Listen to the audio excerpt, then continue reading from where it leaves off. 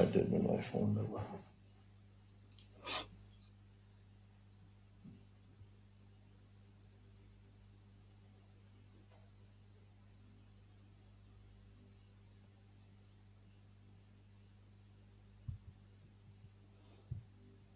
All right, good day, everybody.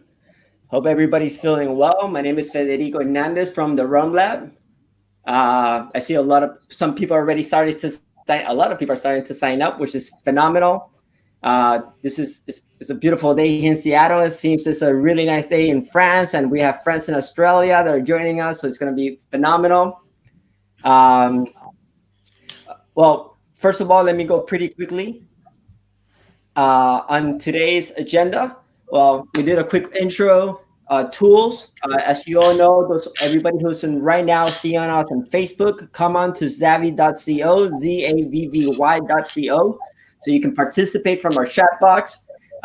Please let our guests know where you guys are visiting us from, which part of the world especially you guys are from. If you have any questions during the event, make sure to put it down where it says ask questions so we can include them there at the end of the event. We'll be going through as many questions as possible. Today's agenda is going to be around 30-40 minutes talking about the main presentation. Then we're going to do 1 or 2 minutes contact information. And then if we have questions, we'll go to our room o'clock. Hope everybody's getting ready and has a bottle of plantation rum at home. If not, another rum. It's completely good. The most important thing is that we continue growing the rum category. Today's topic is exploring the new frontiers of rum in Fiji. We have 2 guests, Alexandre Gabriel and Liam Costello. Let me bring them really quickly here so they can say hello. Hi, guys. Yeah, Yandra Vanaka, Bulla Bulla to everyone. All right. Well, those are simple words. You can, Alexandre, you can be like, hello. Hi, everybody. Thanks. By the way, thanks for everybody to be here with us. I'm very excited because Liam and I are going to talk at some of the babies we made together. And I'm talking about these kind of babies. And, so I'm very excited to share this. And Federico, thank you for the opportunity. Always good to share a glass of rum and an experience about rum. And it is a new frontier. Fiji is very exciting rum. And I'll tell you, how I look at it, obviously, and I'm sure Liam can tell us also a lot about it. Thanks, everybody. All right. And Liam, you're waking up right now, right? Well, I'm doing my best to wake up. A lot of people always say I need to wake up a bit earlier. Anyway, I was showing off with Yandra Vanaka and Bulla. I've lived in Fiji for 18 years, and I was just showing off my skills of the English and the Fijian dialects. Although some of my staff often say to me that they were able to speak 3 different languages by the time they were 7. And they said, but Liam, boss, you still struggle with English. They're probably right. I want to share really quickly something that we're talking about today. Let me present it really quickly here. So we're talking about plantations, new expression, Isle of Fiji rum. We today at the Rum Lab, or last night, depending which part of the world, or today as you're waking up, we launched a new infographic. This is the high resolution infographic. It's gorgeous. It's very well detailed. And we hope everybody can download it. I shared there's a small link where you can download the infographic of today. We'll be going through details of the infographic as well. And we appreciate, of course, you having this, printing it at home and putting it in your nice plantation rum collection wall or cabinet. That being said, let's get a little bit about talking about rum. And I got a couple questions. Well, Alexandre, Liam, you did. If you can give us a brief explanation of yourself. Of course, we all see your name. We all share your name, but you can give a little bit more about your background. It would be great. So, Liam, you want to jump in? After you, Alexander, please. All right. So, I'm the master blender plantation. I'm also a distiller. I was trained in cognac. Making cognac started 31 years ago. And with the team and I, we created Plantation Rum in 1999. And plantation is a tribute to the heritage rum in different countries, in some very key countries of rum, and Fiji is definitely one of them, but of course, many others.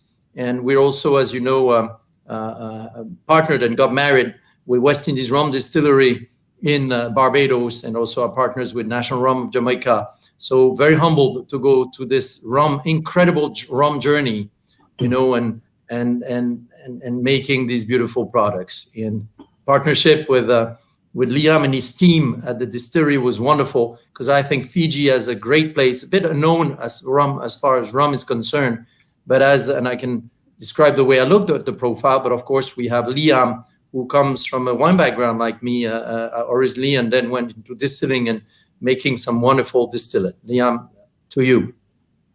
Yeah, Vinaka. To me. Well, good morning. Liam Costello. I started making rum a little bit. That's one thing I beat Alexander at, is how long I've been doing rum. So I started when I was about 20 years of age. I turned up for work on my first day, and I didn't know anything about making rum. I think I knew how to drink it. Pretty sure I knew how to drink it, but I had no idea how to make it. And the old man there, probably about my age now, handed me a 64-page exercise book and said, "Son, this is how you make rum." He said, "You should read it." I said, "I will." "When?" "Now." "Why?" "I'm leaving." And that was it. He left, gone. So lucky for me, I was 20 years of age. I already knew everything, so I wasn't scared. If you gave me that book today, it'd keep me up late at night trying to figure out how to make rum. So I've been in the industry now for 41 years. It's been a big rush. I used to worry about that, but my father said to me, "Son, don't worry about age. It's just a number. And the human race is a marathon, not a sprint. So the bigger the number, the better the result." And my father just turned 94 in May, so I hope I've got some of his genes. I could be doing this job for a long time yet, I hope. So the good-looking genes. Well, thank you very much. I'll take any compliments I can get. And luckily for me, I got to meet Alexandre Gabriel, which has probably been one of the highlights of my working career. Thank you, Liam. All right, and so what does rum mean for each one of you? And let's start with Alexander. Well, rum is an incredible spirit with a very strong identity, and rum deserves a big S at the end of the word. Rum is one of the spirits in the world that was never put into a box. That's a product, that's a spirit which has incredible cultures, and these cultures reflect technical cultures, making these products so beautiful. And I fell in love with rum 25 years ago and giving it a lot of what I got, and I'm like Liam, the older I get, the less I know, right? Because you see the ocean of knowledge getting larger, except Liam's been at it for 41 years. Me is just 31 years, so beats me by 10 years. So rum is really all these things. And the way I look at rum, you see, is learning from all these different cultures and past expressions of making rum, but also learning from people like Liam, learning from mentors like I'd had, Laurie Barnard, and, in St. Lucia, or Thierry Gardère, in Haiti. These cultures and technical practices are just second to none. And rum is so rich with this, and that thanks to all this work that we can make beautiful products. So rum means a lot to me, and both as a maker, but also as a drinker. And it's very humbling. I got to tell you, my first trip to the Caribbean as a professional, when somebody lifted the veil and showed me a muck pit and about the different yeasts that were used there, I felt like a little kid, and I was not a kid. I felt I had so much to learn. And I still feel like this every day. Yeah, what about you? Well, I think if you could just change the accent from what Alexander just said and put a semi-Australian Fijian accent on, they'll probably cover it. Rum, it really has been my life. All the alcohol, the liquor industry I've been involved in, and I love learning from it. I think one of the wonderful things about rum is that it's not pinned down to one region, one style, one particular thing, apart from the molasses and sugar component. But it has so much diversity. There's so many different ways to do it. There's so many new ways, old ways. And there's really no new ways. They're all the old ways, just revisited. But it gives you so much opportunity to experiment and express yourself and enjoy the expression. And I still remember when I first started making rum, on my first experience on blending was at the distillery I started at back in Queensland at Beenleigh. And I always wanted to make a rum that I could sit around the pub with my mates and drink and not have them say, Liam, this tastes terrible. So that was the most important thing to me, was that if I was sharing one of my rums with someone, it had to taste good. And lucky for me, I've been able to do that mostly, I think. I'm sure my boss there, Heath Baker, would jump in and tell me if it was no good.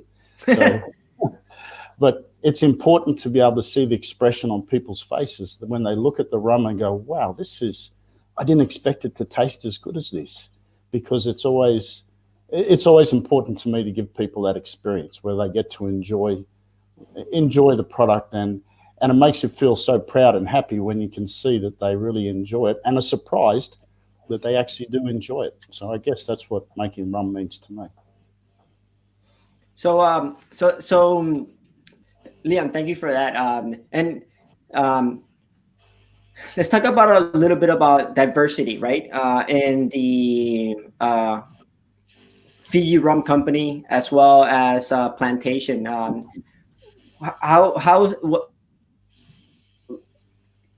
Tell me a little bit about how is it in the Fiji Rum Company? Everything that has to do with diversity, everything has to do with like learning, trying, staying on track. Well, it's true. I was taught by an old man about my age when I first started making rum. He put his arm around my shoulder and he said, son, key phrase to take into the 1980s making rum. So you got a pen, got a piece of paper. I grabbed one of those because we didn't have iPads or iPhones or computers back in those days. And I wrote it down. He said, key phrase to take into the 1980s making rum is pay attention. Now I've got 4 simple words for you. The first one is learn. So I wrote that down. Learn all you can about what you do. Okay. Next one, try. Now that you've learned it, try it. No point knowing something and not doing anything with it. Otherwise, you may as well not know it. Now, you're going to make mistakes, but keep on learning and keep on trying. Third word is stay. Now that you've started, stay to the end. Don't be what we call a beat the traffic person, where you go to watch your soccer team or your rugby team, and 15 minutes before the end of the game, it looks like they're losing. So you say to the family, come on, let's get out of here. Let's beat the traffic because our team's losing. Don't do that, because in that 15 minutes is where the game can change and can be won. So you stay to the end. You can always change. And the last word, which is very important, is care. Care a little bit, see what happens. Care a lot, and you watch the miracle. And with that philosophy and that attitude, that's exactly what we do every day at the distillery. When you look at our distillery, we make it do things that you wouldn't expect it to be able to do, because people there care about it. It's like a family. It's like their home. We had Cyclone Winston back in 2015, and a lot of our staff lost their houses or lost their roof, or a lot of damage. But they all turned up for work the very next day at the distillery because they wanted to make sure that the distillery was okay. So when you have people around you like that, it's so easy to try things. It's so easy to experiment with things. We have our pot stills. We have our continuous stills. We have our fermentations that can get a little bit crazy sometimes in summer if we have some problems with cooling. And even in winter, we can have the problems where it wants to go to sleep because we can get quite cool nights. So you always got to be paying attention to all of that. And when you talk about rum, the first 2 parts about rum is science. That's fermentation and distillation. I should have paid more attention in my science classes. Lucky for me, I've got people like Alexandre who probably did pay attention. And that's the science part. So you've got fermentation and distillation. And the good thing about science is once you know it, you know it. There's no surprises. Ethyl alcohol is going to boil at the same temperature for me, for Alexander, unless we're up a mountain somewhere. But, you know, it's always going to be around the same temperatures. No surprises. So where the real craft and skill and the interesting and fun parts come is in the maturation and the blending. That's where you get to fix up some of the unintentional things that go wrong. So things can go wrong, like it can be the environment, can be the machinery, the equipment, it can be human error, but all of those things end up into that barrel and need to be blended, and that's where you craft and enjoy taking all of that and making sure it tastes so good for the people. It's awesome. And well, let me clarify this, because I actually had, so the question was like, what is individually your philosophy, right? And I mixed two things together. I got all nervous, but for sure, like for Liam, I wanted to know like his manifesto, what he wants to explain about. He has this, like, he's been really one mind focus about learn, try, stay, and care, right? And this is something that which is a beautiful action, right? Because we apply this, and we can apply this into our daily life for everything that we do, professional or individually. And then I wanted to talk about diversity also, but more with Alexander. So you can tell us a little bit, right? And give us your point of view, right? A little bit about the philosophy. You're involved, or your footprint in so many distilleries. If you can share a little bit about that. Well, you know, I think Liam is being a little modest about fermentation, about what he's doing, and I will correct what he said because he's got a real talent there. But that's Liam when you know him well. What I think what Liam really, if you go to the distillery in Fiji, and I encourage people to do that, you see how the people in Fiji care. The people working with Liam and working together. And this is just not blowing smoke. This is very true. And in a distillery, when you have that feeling that everybody cares, that really the quality and the typicity of that rum really matters. The fact that even with a tornado or a hurricane, that the team turns up next day, as Liam was saying, that's a sign of a good rum in the making. Because people forget, you know, it's not one guy or one lady, it's really a team to make a good rum. That's my experience. At every great distillery, it's a team in love about what they're doing. And I'm not kidding. This is a common denominator. That's when you know you're going to have a good rum. Because once you're in love about what you're doing, you know what you do? Remember what Liam said. You learn, you try, and you care. And that's really important. I think you care, you learn, and you try. And so the view and what I look and what I love about Fiji style, but I think some guys out there are probably wondering, what is Fiji, right? In terms of taste profile. Then I'm going to tell you what I think, and Liam can kick me under the table. He's a bit far to do that. But, you know, because we each have a different view, but I really gave it a lot of thought. You know, think about Jamaica. Jamaica is king when they work with these very fruit notes, what we call the esters, right? They know how to do this to an art. That's wonderful. Think about like Haiti, or think about Demerara pot still rum, or certain like Barbados chamber still rum. We work a lot with the chocolate notes, what we call the higher alcohols. You know, these elements that create these beautiful, you know, raw chocolate complex notes. Now, for some reason, Liam, the way Liam controls his fermentations, and Liam says fermentation is science. I beg to disagree, because it's an art the way he conducts it with his team, and they're able to develop elements that I think it's a great balance with both the esters and the higher alcohols. There was another rum, one of my other rum guru, which was Laurie Barnard in St. Lucia, who actually knew how, if you tasted some of the plantation you know, pot still rums, you would get, if you have tasted them, you'd get exactly what I'm talking about, where you get that perfect marriage between these two extremes put together. And I think, you know, when you look at what's happening at at Rumco Fiji, there is that talent for sure.